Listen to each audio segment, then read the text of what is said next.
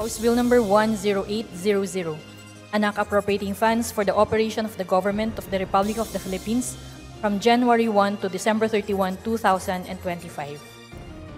There's a motion that we continue consideration of the said House bill. Is there any objection? There being none, motion is approved. September 23 ang ika-6 na araw ng deliberasyon ng plenaryo ng Kamara para sa Fiscal Year 2025 General Appropriations Bill o GAB, kabilang sa nakaschedule na talakayin ang panukalang pondo ng tanggapan ni Vice President Sara Duterte.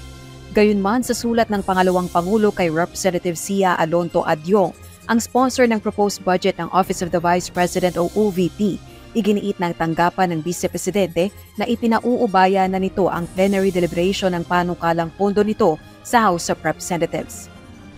Ito ang ikalawang pagkakataon na no-show si Vice President Duterte sa pagdinig ng kanyang panukalang pondo para sa susunod na taon, una noong September 10 budget hearing ng House Committee on Appropriations.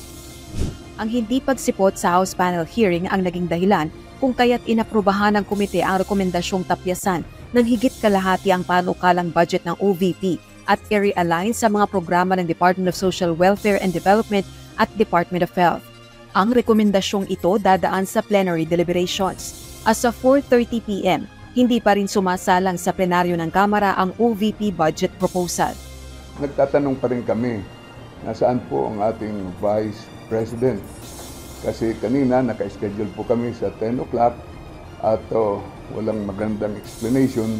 Hanggang ngayon po ay hinihintay po namin sa araw na ito. Sana po ay magkaroon tayo ng pagkakataon talakayin ang kanyang budget. May ilang kawani naman ng OVP ang dumalo sa plenary deliberations ngayong araw. Sa September 25 ang nakataktang pagpapasa ng Kamara sa 2025 General Appropriations Bill sa ikatlo at huling pagbasa. Samantala, kasabay ng plenary deliberations, nagsagawa ng kilos protesta sa labas ng Kamara ang mga miyembro ng bagong Alyansang Makabayan upang ipanawagan ng impeachment ni VP Duterte.